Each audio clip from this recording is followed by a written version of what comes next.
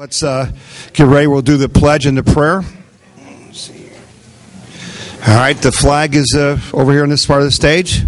Please stand and remove your winter hats, as it were. All right, I pledge allegiance to the flag of the United States of America and to the republic for which it stands, one nation, under God, indivisible, with liberty and justice for all. All right, Larry Stewart's going to do the prayers.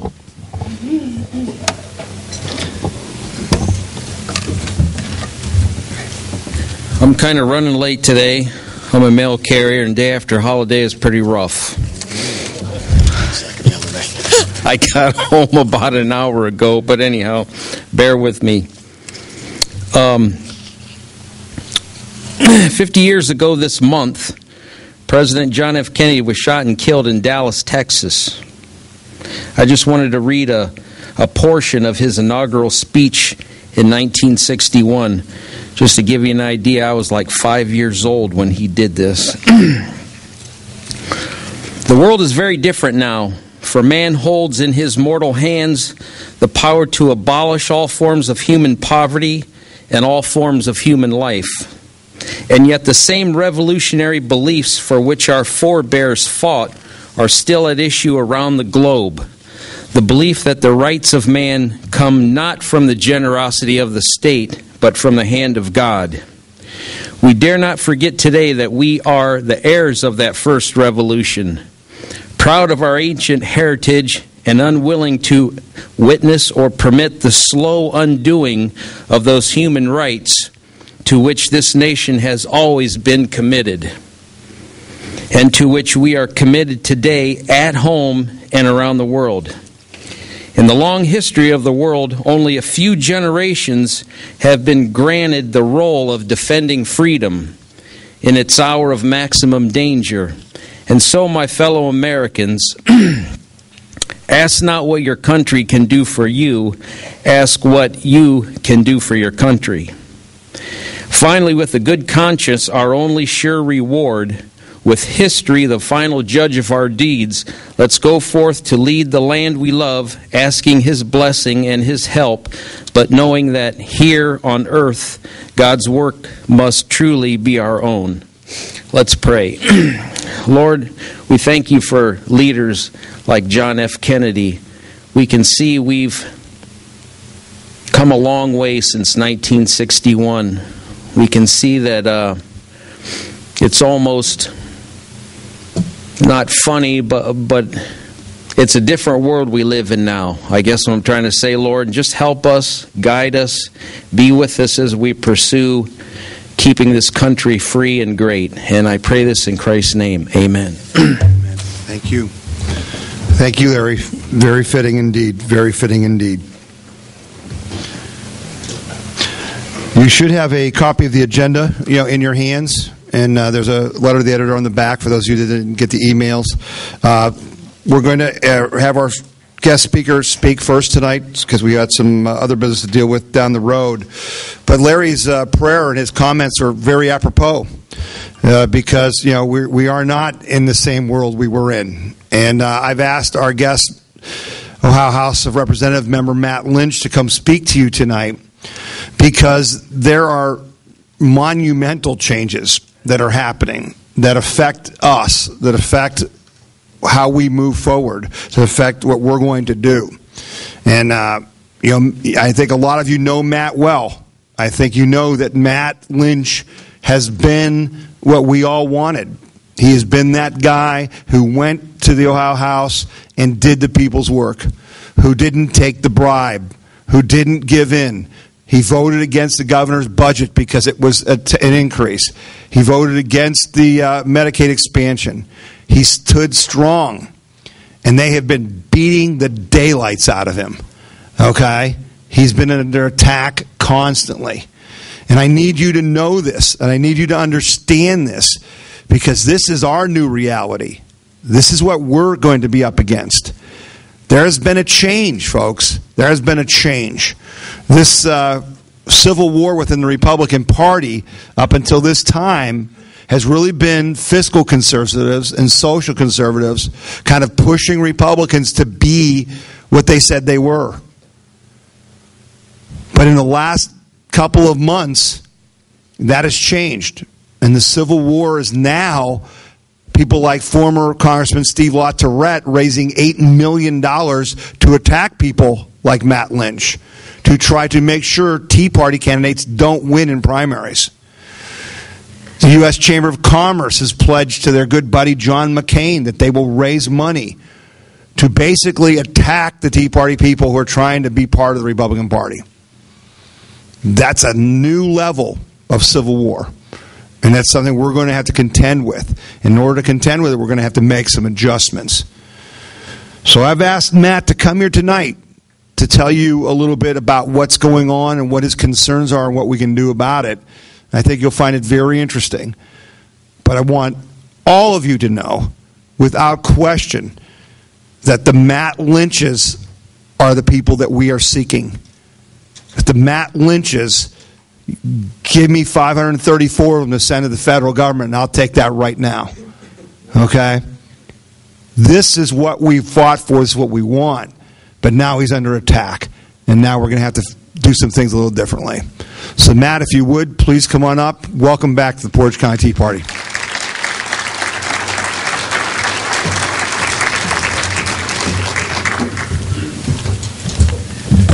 Good evening, Patriots. It's always so great to come to the Tea Party events that always begin with a prayer and the pledge. And boy, that's really reminds me of the foundation of our country.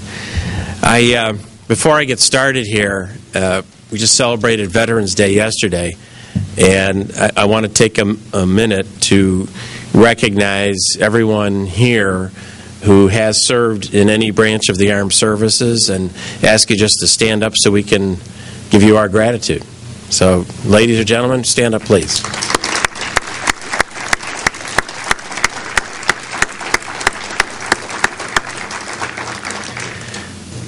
These are the men, and there might have been a few gals in there as well, that we owe our liberty to, and we simply must not forget it.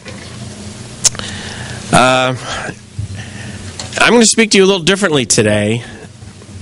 I have had a lot of conversations with Tom over the last year, and I talked to him. He asked me to come speak, and I said, "What would you like me to talk about?" And he said, "Well, Matt, just speak to us from your heart. Speak to us from your heart." So I'm going to do that. I'm going to tell you a little bit about what's going on down in Columbus, what I've been through in the last year, and we'll take some questions at the end if you like as well. But I have to tell you honestly, from my heart, this has been an extremely tough year. Extremely tough and disappointing in many ways. Now, you see, I'm really sort of a homebody. I'm standing up here giving speeches these days, but this is really not what I saw for myself. I like to stay home with my wife, Laura, and this time of year, I like to build a fire in the fireplace and turn on the big screen and relax. I don't really want to be out in Ravenna on a winter night. I know you don't either. But this is what it takes. My wife, Laura, and she's just so wonderful. She has a honey-do list. I know a few ladies have honey-do lists. And I love working on her honey-do list because she is so over-the-top grateful every time I do anything on that list that, I get so much credit for it, I want to do the list. So if I change a light bulb in the ceiling she can't reach, or if I have to fix a faucet or defrost the ice maker for like the 1,000th time, she's just shows so much appreciation, and I'm so lucky for that. So I want to be home doing that. But I can't. I can't because now, a couple days a week at least, I'm down in Columbus. And I drive down late at night, drive down later tonight, come back late tomorrow night or the next night. By the time I get home, after a 3-hour drive, there's no energy left for the honey-do list or anything else. So it's a different world for Laura and I now. And I wasn't one of these lawyers that traveled around, or I have my office is literally 5 minutes from my home, and I was always a home guy. But that's what we signed up for, Laura and I both, a few years ago, when I ran for Bainbridge Township trustee. And I ran for trustee strictly out of frustration with what was going on in our government, locally, statewide, federally. I didn't know if I could do anything about it, but I saw an opportunity to help out my local town, Bainbridge Township. So I ran for office, got elected by 21 votes. It wasn't exactly an overwhelming victory, but I got elected. And a couple of years ago, when some people thought I should run for state office and run for the House of Representatives, Laura and I talked about it, and I decided to do it. And with God's grace and your help, because it included now northern Portage County in that district, I got elected again. And I have stood here in front of many audiences and said over and over again, look, I'm a Christian, I'm a conservative, and I'm a Republican, in that order. But I didn't realize when I got elected just how challenging it would be to go down to Columbus and maintain those principles of being a Christian, a conservative, and a Republican. Early in my first term, just last February, I went to Lima, Ohio, to hear the governor's State of the State address. And the president does a State of the Union address every year. Well, the governor does a State of the State address. It's a traditional thing, and he takes it on the road. So it was in Lima, Ohio. And it's his opportunity to, all the legislature goes, so we were all there. It's his opportunity to talk about his vision for Ohio and what his plans are, and it really sets the agenda for the legislature over the next year or two. And so I was there, and it was a beautiful place. It was an old, I want to say antique, but old historic theater, and Governor Kasich was on a stage. There was an Ohio flag behind him. Must have been 100 feet wide. It was really a very impressive setting. And I was thrilled to be there as your representative. And I was so optimistic about what we were going to be able to do in Ohio. After all, even though Barack Hussein Obama had just been reelected, here in Ohio, we had an overwhelming majority in the Senate and in the House, and we had a Republican governor to lead us. So I was expecting big things, big improvements. We had control of all the legislature, and I thought we would actually lead the nation in turning around some of what has been going on in our country. We were so well set to overcome the despair and the deterioration of our economy by having Ohio lead the fight for liberty and constitutional values. And I was so grateful to be in that position at a time when I knew we could make such a difference. But my high hopes soon turned to great disappointment. That very night, I was scolded by the governor that night and for weeks after that. Scolded that I wasn't, in fact, a good Christian. I wasn't a good Christian because, like other members of the legislature, I wouldn't agree to a bigger government with more spending and more taxes. I would not accept those kinds of policies. I was told that embracing the Obamacare Medicaid expansion would help people, and that I had an obligation as a Christian to help people with more big government. Now, I know the Bible does teach that we should help others, and I believe that. But while we do need to be generous with those that are less fortunate, there was another state representative who put it very well. He said, I don't find any place in the Bible where Jesus said, I should take your money and give it to somebody else. And yet, that is what we were being called upon to do through Medicaid expansion.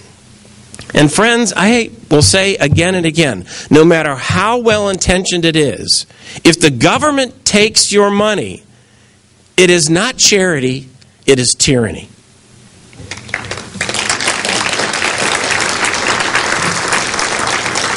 And let's be honest about this. You do not help a person by making them dependent upon the government.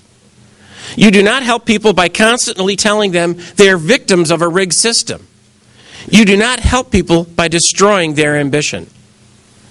If you want to actually help people, you have to guide them towards self-sufficiency, towards independence, and even towards hard work.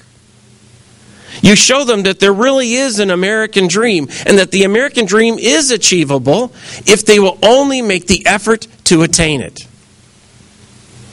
As a true Christian, you point them to that city on a hill that Ronald Reagan spoke so often about. And you make sure that the light of liberty burns brightly to guide them. So later in the year, when the Ohio budget came up for a vote, House Bill 59, I had to say no. I could not vote for a tax and spend budget. Isn't that what Democrats do? That's what I said. But when I looked for others in the Ohio House to join with me in opposition to that big budget bill and to oppose it, there were not many around. Not many would oppose that bill. Not many Republicans. But I found a few. There were a dozen or so of us that agreed we would stand up and were willing to stand up against big government expansion. So we met late at night, almost in secret, literally. And we talked about what we were willing to do. Were we willing to vote against our own governor? Our own party? Just 48 hours before the vote on the budget, we met at 11 o'clock at night, and we pledged that we would vote against that budget. That we would not succumb to the pressure that was going to be applied. No matter what favors were promised, no matter how many veiled threats were made, we would say no. And together, those 12 votes had the power to prevent the budget bill from being passed, and we would be in a position to force real change and real improvement in the Ohio budget. But 2 days later, on the morning we were to vote, 12 of those no votes were gone. We only had 6 left. And 6 was not enough. Despite our pledge to stay strong, the political and party machines had done their dirty work. They had picked off the votes we needed, and they passed the budget, even though 6 Republicans voted against it. And the Republicans that voted with me that afternoon, after hours and hours of wrangling, we became marked men. So I want you to know the names of these other patriots. Tina Rogner from Summit County. She'd technically be a marked woman. Ron Young from Lake County. Ron Hood from Athens County. John Becker from Claremont County. And John Adams from Champaign County. Those are the only Republicans that voted against the budget. Now, it wasn't all bad. There was a victory in there, even though it was, we thought, an important victory, but it still couldn't get me to vote for the budget. And that victory was that we had been able to force the removal from the budget Medicaid expansion. The governor's original budget proposal included Medicaid expansion and the billions of dollars, and you all know the story. But it was still a bad budget, a very bad budget, even though we took that out. It increased spending by more than $8 billion. It increased sales taxes. It increased your real estate taxes. But at least no Medicaid expansion. So yahoo, we had some victory. Or so I thought. All through the summer, the pressure kept on building. We have to do something about Medicaid. That's what they told us. There were multiple bills that were introduced, many of which included Medicaid expansion, but we continued to fight it and argue against it. We pointed out how the Medicaid system was grossly inefficient and full of fraud. We argued that the federal government could not pay its own bills. It surely would not pay for the Medicaid expansion in Ohio, at least not without borrowing billions and billions of more dollars from China. And we pointed out that Medicaid provided very poor health care. Very poor health care for the patients, while hospital insurance executives made millions of dollars in salaries. And again, we won that fight. They could not pass Medicaid expansion through the Ohio legislature. And in great part, we won that fight because of you. because of you and the other liberty groups around Ohio that made it very clear that the wrath of the Tea Party would come down on state legislators who supported Medicaid expansion and voted for it. So they backed off. But the governor had another idea. It was decided by the governor and the Republican Party that they would do Medicaid expansion anyway. In a move that even the Cleveland Plain Dealer called Obama-like, they used the administrative board called the controlling board to go around the legislature, around the elected representatives of the people of the state of Ohio. Now, I have to tell you, when that came out, that was the plan, the Republican members of the Ohio legislature, they were outraged. I mean, I was elected to be a legislator to argue over and make those kinds of decisions. And that process was taken away from us by going to the controlling board.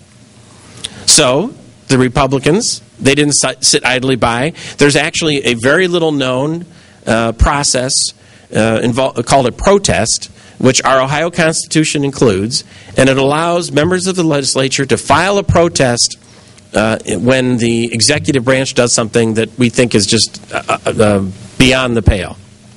So we filed that protest. 39 members of the Ohio House of Representatives signed the protest. It's filed formally with the clerk of the Ohio House.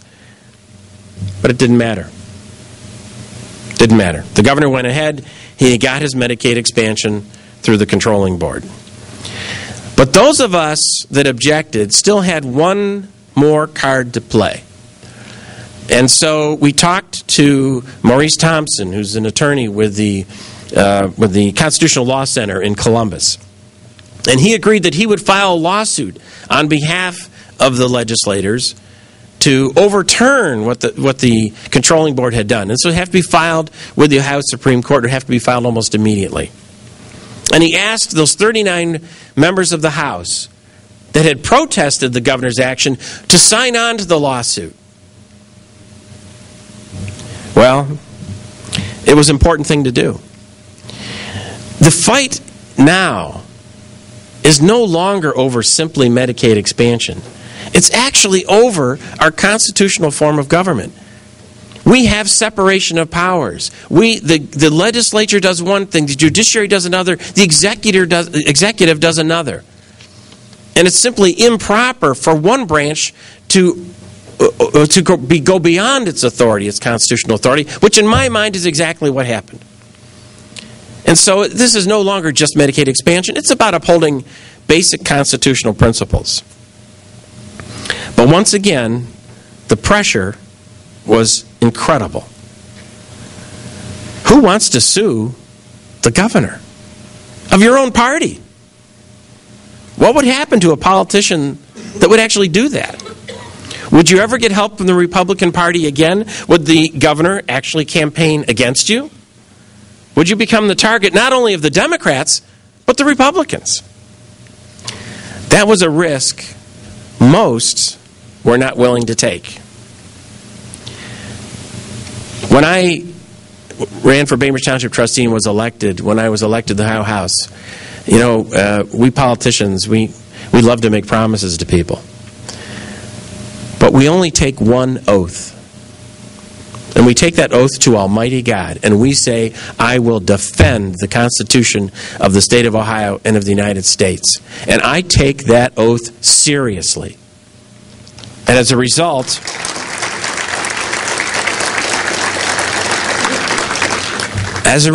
in the end, only a handful of those 39 were willing to sign on to that lawsuit. The same few patriots that voted against the budget now stand together in the Ohio Supreme Court to defend the Constitution.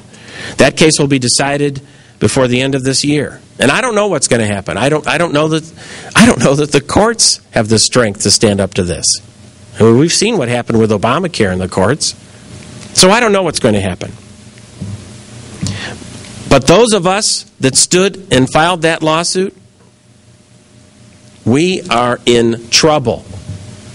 We are in trouble. We are marginalized in our own party. We are seen as troublemakers who won't go along. They tell you to vote your conscience. But, you ever heard the old Baptist preacher, you better get your conscience right, boy. That's what they tell us. So going along is required. It's required if you want to make friends and reap rewards in politics. If you're not supposed to, you are not supposed to buck the system. And this again was made very clear to me just 2 weeks ago when I was asked to get on board and vote for Senate Bill 193. Senate Bill 193 was a bill that would restrict minor party candidates from getting on the ballot. Parties like the Green Party, the Constitution Party, the Libertarian Party, they would have a much tougher time under that law. And we were told not only should we vote for it, but it was urgent to pass it. It flew through the Senate and came to the House in a matter of weeks. But how could I, in good conscience, vote for a law that I knew was designed to actually diminish the ability of my fellow citizens to participate in the election process? Now, don't get me wrong, I'm a Republican. I'm not a member of the Green Party. I like the environment fine, but I'm not a member of the Green Party. I'm not a member of the Constitution Party. But I do believe we need to defend the Constitution. I'm not a libertarian either. I'm not part of the Libertarian Party. But I believe in liberty. And I could not, in good conscience, vote for a bill that would restrict my fellow citizens in that way. So again, I found myself at odds with my own party, voting with a small group of conservative patriots against the political elite. And once again, we are a target of those who would have us choose party over principle. Now, I so appreciate being here, as I said, and I appreciate your support. This is not easy. This is very, very tough. Think of yourself in a room not unlike this, where out of the 60 or so folks, 55 of them are telling you, you're wrong. That's the kind of thing we go through. Doing this takes time from my family. It takes time from my law practice, which is substantially diminished as a result.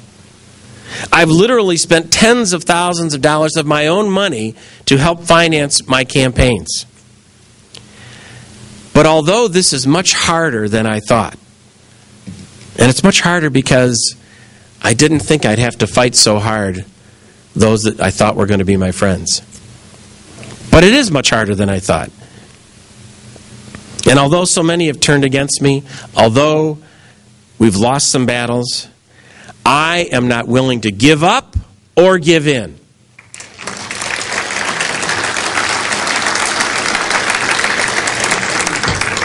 And I say to Laura, I'm not sure sometimes how much, to really bare my soul. But I'm married. Do you ever have discussions with your spouse about issues? Do any of you do that? It's hard. It's hard to be away from my home and my practice. But I tell her, and I'm going to tell you, I think about Bunker Hill. I think about Appomattox. I think about the beaches of Normandy and the sands of Iwo Jima. And I think about how many froze in the Korean winters and fought in the jungles of Vietnam. I didn't do any of those things.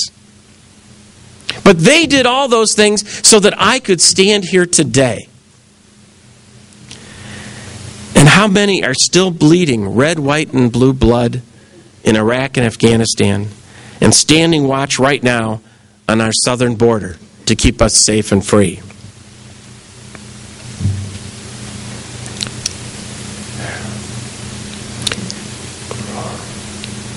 And how many of us still mourn the loss of Roque Zeller, a tireless patriot who helped get me elected and devoted himself to the cause of our liberty? What can I say to those that have given so much? Shall I say it's just too hard? No. I will not blot out those memories of sacrifice and courage for the last 250 years and silently accept loss of my nation. I will not allow those who prefer government over liberty to impose tyranny on my grandchildren. I will not go away quietly in the night. I will defend the Constitution and the American way of life. I will keep the fires of freedom burning in the city on the hill for as long as God grants me the strength to do it.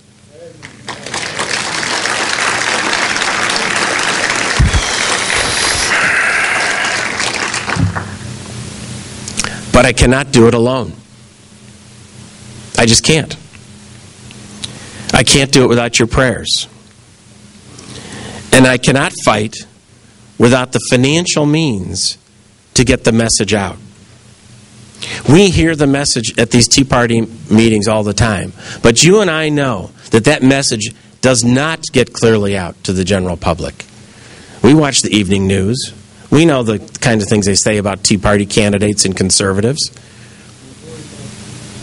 We know that it takes more than just us going to meetings and telling each other these things.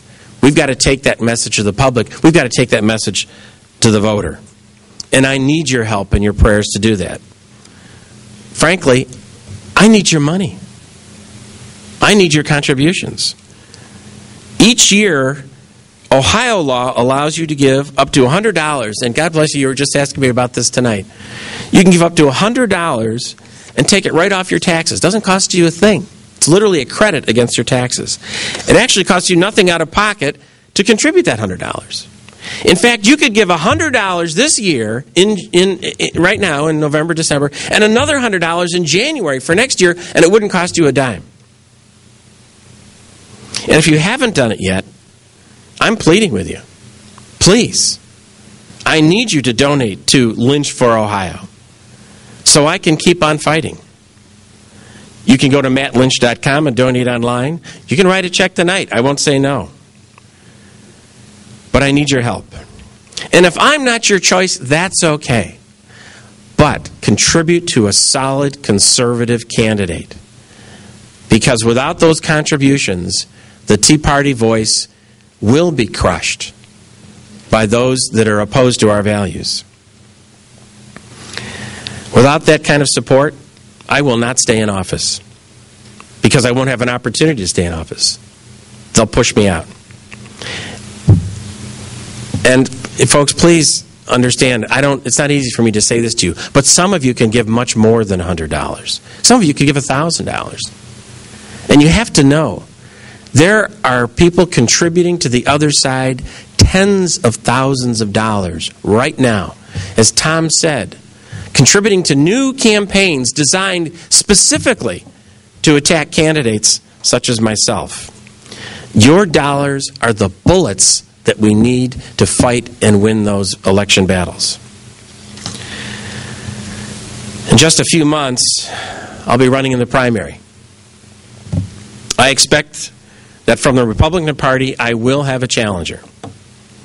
Many Republicans have made it clear that they know the place to knock out the Tea Party conservatives is in the primary. And they want to knock us out. They don't hide it. It's not a secret. I've seen Steve LaTourette on television bragging about the money he's raising for this purpose. They are boldly confident that they have the machine and the money to make certain conservatives lose. Just look at the Virginia governor's race and how where the national GOP stood back and undermined Cuccinelli. And now they point to his loss as proof that the conservative movement is dead. Well, folks, I may be bruised, but I'm not beaten, not yet. I may be tired, but I'm not turning back. Quite the opposite. When I come to these meetings, I'm inspired. I'm inspired by your commitment. God knows I'm inspired by Tom Z's commitment. And by the memories of those who have sacrificed so much. And with your help, I can continue to do all I can to fight for the cause of liberty. Thank you so much. Oh, do you want me to take questions? Yeah, thanks. That was tougher than I thought, actually. You did very well. Yeah. Thank you. Thank you. Okay. I wanted you to see. You don't see that on Fox News, do you? Right? You don't see that. This is the real deal.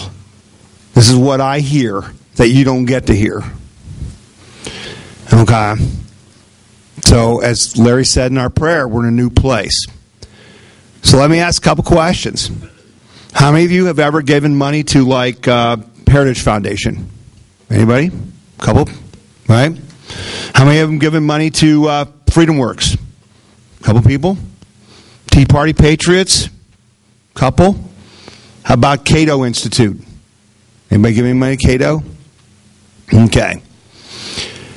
Here's what I'm asking you to do. I'm asking you not to do that anymore. I'm asking you to give it to the people who are fighting for us on the home front. We have got to stop this. I mean, I don't know about you, but I get about 1 million emails a day with donate buttons. True? Okay? Donate, donate, donate. And they have their place. They have their place. I get it. All right? I get it. But you can see that we're in a different situation. Now, we all worked pretty hard to get Matt elected, didn't we? Right? We worked pretty hard to get the people we got elected.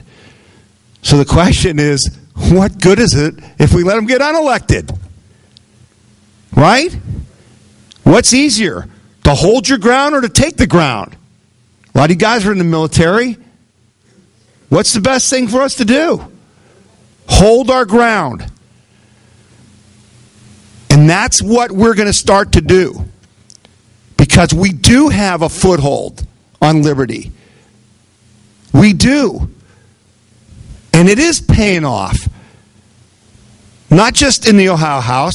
Because listen to what he said. We did stop Medicaid expansion in the legislature. They did their job. They did what we asked them to do. It was ugly. He'll admit to that. It was ugly. There was screaming and moaning and crying and everything else. Because you Tea Party people are just over the top crazy. But when it came down to it, they stood their ground. That's what we need. But it's not enough. That's what happened in the U.S. House, didn't it? Right? Yeah, I love these people who want to tell us how we lost the CR fight. How we lost, the debt ceiling fight. How, the polls say the Tea Party's less popular. Who cares what the polls say? I don't care what the polls say. Because I know that as long as every other second someone in the Democratic Party or someone on liberal TV is saying the word Tea Party, it means we're kicking their butts. Right? Because they wouldn't be talking about us if guys like Matt weren't winning. Okay? So we got two roles. We got to defend the foothold we've got, and we've got to add to it. And so you're going to see a different Tea Party movement this coming year in 2014. Okay? Now, what do I mean by that? Well, not only do we have to hold the ground, and I mean this, I'm telling you, we have to personally take responsibility for making sure they cannot unelect him. Okay? That's what I mean. That means that we may have to drive to Geauga County and go door to door, that we may have to make phone calls, we may have to ask people for donations. I don't care what we have to do. We can't lose that seat. And then while we're doing that, he needs some help. Listen to what he said. With just 12 House seats, they could have stopped the governor's budget and made them do the truly conservative things. 12! So those 6 people that they peeled off, okay, and I can assure you, and you'll have to trust me on this because I promised Matt I wouldn't go into it. He didn't go into the details of how they peeled these people off. But it's pretty nasty. It gets to the point of threatening their family, threatening their livelihood. Okay? This ain't a game. They play it for keeps. So we've got to now figure out a way to take those 6 other people and basically show them that we can defend them. And that they should stand with Matt and with John Adams and Rod Hood and Ron Young and those guys. And then we got to add to that. So what we're going to try to do, we're going to try to win some House seats. We're going to try to go out next year and win some House seats. So how is that different than what we've done before? When I say House seats, I mean Ohio House seats. Okay? Well, how is that different? Well, in the past, I've asked you to make phone calls for Scott Brown. I've asked you, we've had people from Ohio go on buses to Indiana to help beat Richard Murdoch. Okay? We've had people, make phone calls and go on bus trips. But what we may end up doing next year is the Portage County TEA Party might be taking a bus trip to beautiful Licking County, Ohio. Okay? Because in Licking County, Ohio, we may have a House seat that we can win. And we can focus. Because, folks, the bottom line is we're getting jobbed. The bottom line is, how many of you guys feel like you've been lied to by the governor? Okay? How many of you feel like you've been lied to by John Boehner? Right? How about Rob Portman? Okay? All right? But here's the thing that's now coming clear to me. They're lying to him as much as they're lying to me, if not more so.